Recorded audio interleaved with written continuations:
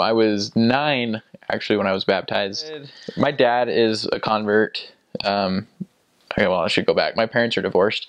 My mom, my biological mother, grew up in the church, and my dad, like his family, originally they're from the East Coast, New York, Ohio, that area, and my grandpa moved out here to work at the Kennecott Copper Mine, and so that was when they had their first experiences with Mormons.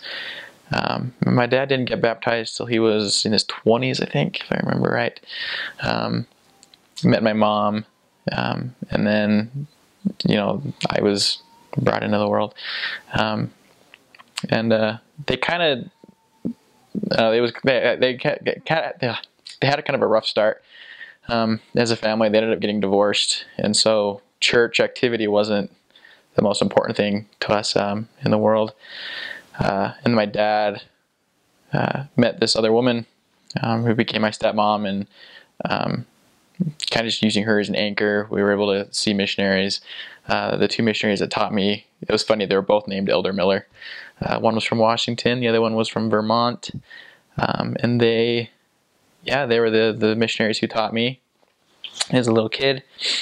I ended up getting baptized, and then we moved to Sandy and kind of lost contact with them until anyway, one day we were in Sandy watching the news, and we saw a news story about Elder Miller, who it was like his last week of his mission got hit by a car out in Kearns, and basically lost memory of everything that he had done on his mission. He had to learn how to walk again and everything, and it was actually really cool because so he kind of forgot everything, and he was from Vermont.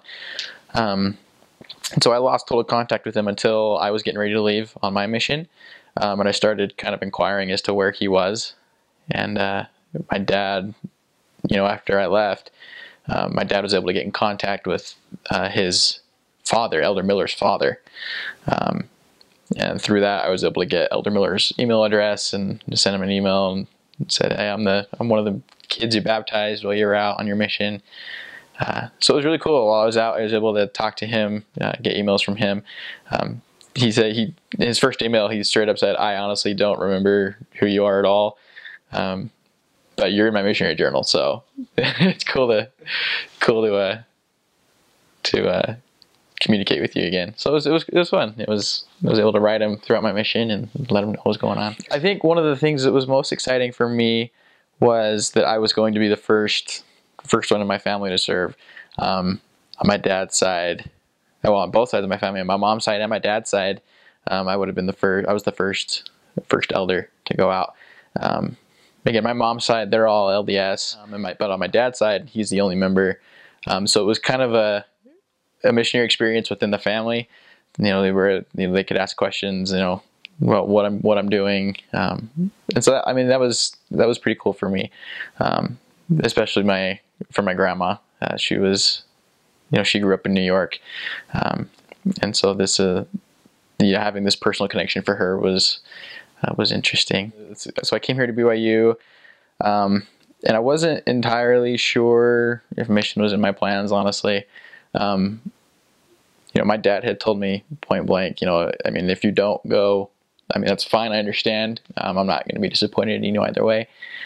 So I moved down here. I roomed with my cousin and 2 returned missionaries who had been home for a while. We lived in a house down by the brick oven. And I remember the 2 of them were a real big influence on me getting ready to serve a mission, and watching my cousin, who that was like in his plans the whole time. He ended up serving in Spain, Barcelona. But watching him and then these other 2 roommates, they were able to help me make that decision. So I went through a year of school and started preparing, and ended up going to Argentina. So it was pretty exciting. In my home stake, it had always been, you know, you stake president sends in the papers, and every day or every time they send them in, 10 days later the call arrives, and that was just how it was forever. And so, you know, a week and a half later, We had, you know, a bunch of family over at the house and a couple of really good friends, and waiting for the truck to arrive. And the mail truck arrives, put all the mail in, and I go out there, and there's no mission call. You know, I just happen to be the odd duck who gets his call 11 days after. So I have to go inside and be like, sorry guys, call didn't come today. It was embarrassing. And then the next day, call arrived, and my stepmom was nice enough to call my grandparents and be like, hey, he got his call. Okay, we'll be over there. We'll be right over there in 15 minutes. And, you know, 45 minutes later, I'm still sitting there. She won't let me open my call. I'm just like looking at it, waiting for them to arrive. Yeah, so like my mom filmed it. Stepmom rather, she filmed it.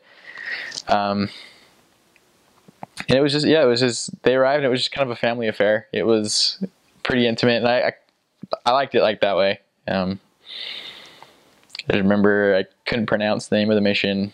You know, you've hereby called to serve in the Argentina Resist. I couldn't say it. So the first person I called was my uncle, who served in Puerto Rico. And I was able to ask him, hey, how do you pronounce the name of this mission?